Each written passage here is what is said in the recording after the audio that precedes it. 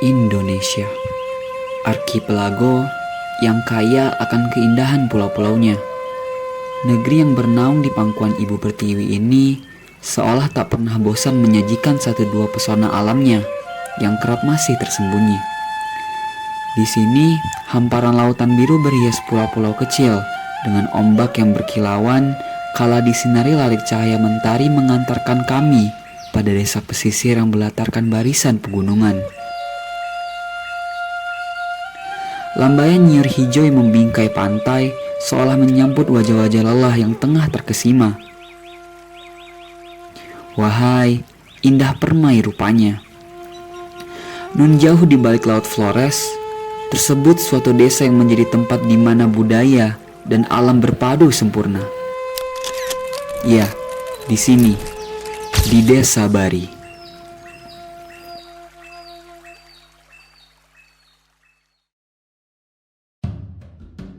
Halo semuanya, perkenalkan nama aku Alif. Aku merupakan salah satu delegasi di YTC Batch ke-10, Sahabat Satu Nusa yang kelima. Ini kita tuh terbagi ke dua meeting point, yaitu di Surabaya dan juga ada di Labuan Bajo langsung. Nah, kebetulan aku tuh di Surabaya guys. Nah, di Surabaya itu kita tuh berkumpul di pelabuhan Tanjung Perak.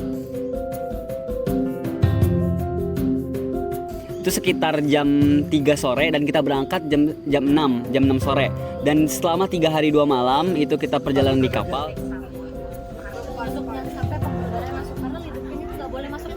Lagi di mana kita? Dan akhirnya kita tiba di pelabuhan Waikelambu sekitar jam 7 pagi dan kita naik angkot tuh guys sekitar 30 sampai 40 menit ke pelabuhan Marina. Dan di pelabuhan Marina itu baru kita naik kapal motor untuk menuju ke Desa Barinya sekitar 3 sampai 4 jam.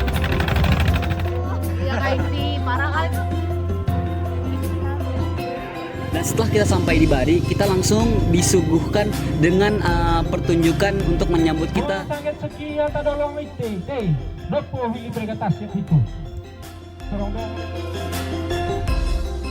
Tinggal bersama dan menjadi masyarakat Manggarai.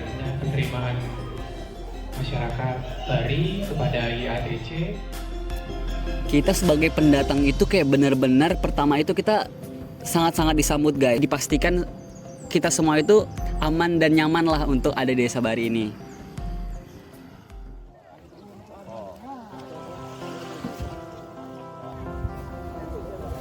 Awalnya aku tuh nggak expect sih bakal ada pasar ikan. Soalnya kan itu posisi itu abis sholat subuh di masjid. Aku kan kayak kalau ke rumah kayak mau ngapain kan, kayak nggak ada kerjaan, nggak ada internet, nggak ada listrik. Setelah aku datang, ternyata banyak kapal di sana dan berisi ikan-ikan. Gak lama kemudian setelah aku datang, itu tuh langsung disamperin sama Bapak Ridwan selaku perlindungan masyarakat daerah sana dan aku disambut dan diajak ngopi bareng dan ngobrol-ngobrol di sana. Ini khasnya Flores. Khasnya Flores ini. Ya, ini khasnya cara. Bahkan aku juga membeli beberapa makanan khas di sana gitu tuh, ada kayak kue-kuean, ada makanan buat sarapan. Nah, dan juga aku bertemu dengan delegasi-delegasi lain untuk merekam kejadian tersebut untuk program kita. Perkenalkan nama saya, nama Ridwan, asal Desa Bari, pekerjaan Limas Desa. Pasarnya dibuka untuk penjualan ikan. Untuk ikan mentahnya dibuka jam 6 tepat. Sedangkan untuk ikan keringnya dibuka jam 6.30. Jadi dia merata semua. Kalau ikan kering bertahannya sampai 2 minggu 3 minggu begitu. Sedangkan ikan mentahnya hanya beberapa jam saja untuk bertahannya. Ikan secara itu sudah yang paling laris untuk Desa Bari. Untuk selama ini sudah hampir jalan 2 tahun. Pasar ini berjalan dengan alhamdulillah.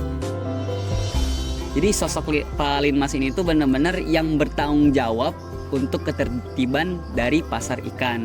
Banyaklah aku belajar dari Pak Ridwan tentang gimana sistemnya dan juga apa yang harus dikembangkan ke depannya untuk pasar ikan di pagi hari di hari Selasa ini. Saat itu tuh aku tiba-tiba diajak nih sama salah satu warga lokal namanya tuh Bu Rani dan aku sama Kak Fabian waktu itu kita pergi sekitar jam 4 sampai jam 5 sore.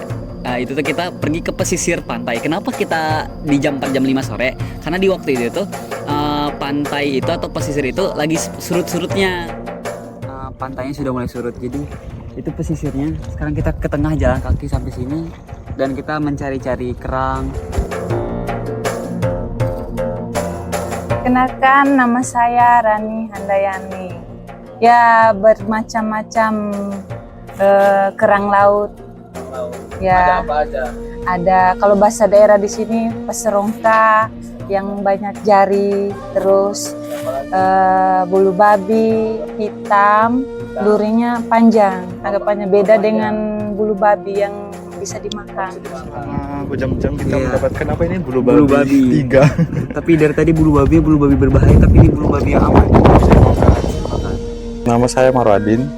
Nah, kalau mau yang diolahnya itu kita belah dua dulu. Prosesnya pertama dari laut sana kita belah dua, kemudian cuci, keluarin makanannya itu yang dari lumut.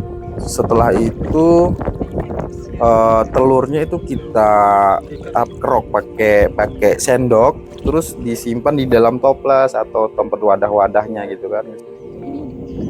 Tali celana model terbaru.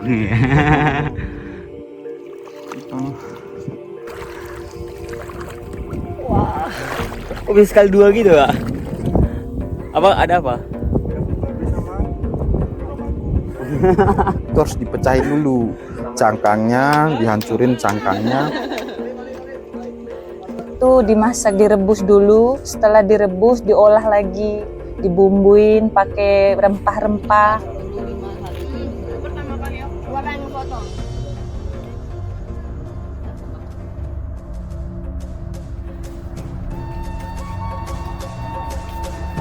Setelah tadi kita nyulung ikan di pesisir, aku juga tuh diajak buat pergi nelayan bareng sama Pak Jafar. Abang pergi cari ikan dulu ya. Oke. Ya, kalian hati-hati juga. Nama lengkap saya Muhammad Jafar. Pekerjaan saya nelayan kecil. Kalau kayak punya nelayan ini, berangkatnya jam 5. Kalau pulangnya ya habis isya sekitar setengah 7 begitu, atau jam 7 lah. Jadi sekarang sedang persiapan buat berangkat, mengecek bensin dan cek kapal-kapalnya. Dan setelah semuanya oke, kita langsung tuh pergi naik ke kapal. Setelah di kapal, setelah mesinnya dihidupkan, kita tuh mulai ke tengah laut. Dari pesisir Bari, kita mulai ke tengah laut. Dan Pak Jafar itu mengeluarkan pukatnya. Untuk menyebar pukatnya itu sekitar ada beberapa kilometer dan juga ditaruh lagi untuk penutup pukatnya. Setelah itu kita menunggu guys, selama mungkin sekitar 1-2 jam, itu sampai jam 7 atau jam 8 malam, itu pukat dibiarin agar ikan-ikannya itu bisa terperangkap di bawah pukat itu.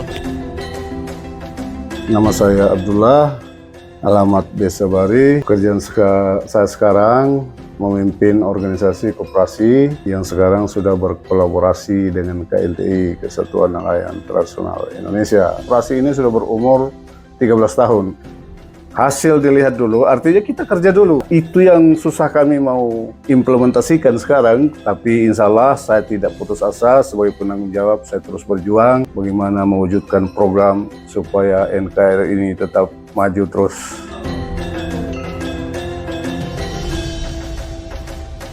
Setelah waktunya datang, Pak Jafar mulai menarik dengan sangat keras ya, karena kalian tahu sendiri lah, di bawah laut itu kan sangat-sangat dinamis ya. Ada Pak Jafar tiba-tiba ngangkat terumbu karang, ada banyak jenis-jenis ikan, itu ada ikan ketombong, ada ikan kombong. Cekalang. Tapi ini kasih lepas. Ini hanya ikan-ikan di akuarium itu. Sampai guys, kita tuh menemukan ikan singa di situ. Ikan singa? Iya, ikan singa. Sudah? Berbahaya ya Pak? Iya berbahaya nih. Ini kalau kena ini durinya. Hah? Mudah-mudahan jangan seperti ini lagi nelayannya ke depan. Ada yang lebih bagus lagi toh. Mungkin ke depannya nanti mungkin karena kedatangannya bisa berubah begitu. Masih di rumah Pak Jafar, aku diajak oleh istrinya untuk melihat langsung proses salah satu makanan yang kerap disantap oleh masyarakat Desa Bari, yaitu gogos. Gogos itu tuh berasal dari beras ketan dan dicampur dengan santan, lalu dibalut dengan daun pisang dan dibentuk seperti agak panjang gitu. Lalu dibakar di atas bara. Dan kerap juga gogos itu dijual oleh masyarakat ke pasar-pasar. Gogos itu mungkin bisa dijual sekitar 1.000 sampai 2.000 per piecesnya. Setelah gua research, ternyata gogos ini merupakan makanan khas dari Sulawesi Selatan yang bentuknya itu mirip dengan lemper yang ada di Jawa dan juga lalampa yang ada di Manado. Ternyata selain suku Bima dan juga suku khas dari NTT, keturunan dari Desa Bari itu ada dari Bugis dan juga Makassar ternyata guys, yang menyebabkan makanan hingga sosial budaya juga beberapa ada yang sama.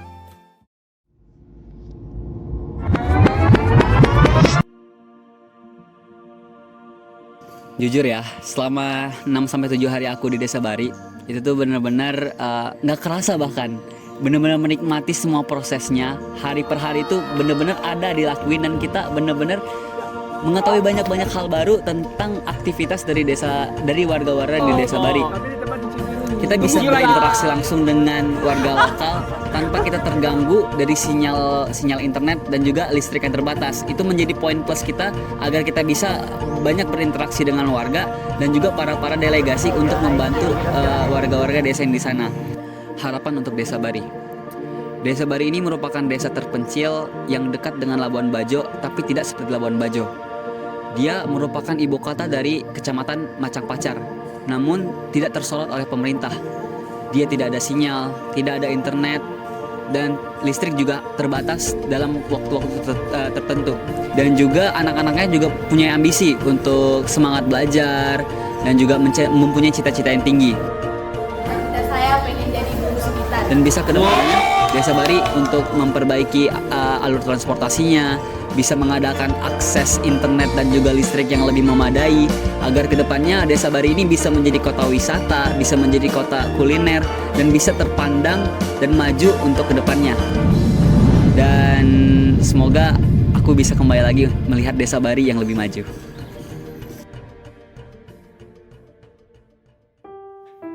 Terletak jauh dari hiruk-pikuk perkotaan, ternyata tak selamanya memberikan dampak kurang baik. Mendapat kesempatan melepas penat sejenak di desa yang tentram menjadi kesempatan kami untuk belajar bagaimana alam dapat berkembang menjadi guru. Memadukan keseharian dengan apa yang Ibu Pertiwi berikan, mengutamakan kesederhanaan yang terasa kian kaya dengan adanya kebersamaan. Sambutan hangat yang menerima kedatangan kami kini bersiap melepaskan kepergian kami, berbekal dekapan hangat dan bekal dari keluarga kami di Desa Bari. Perjalanan pulang kembali ke tempat kami berasal kian terasa berat. Terima kasih untuk pelajaran dan pengalaman yang berharga. Lembo Ade, Eda Wali Nice.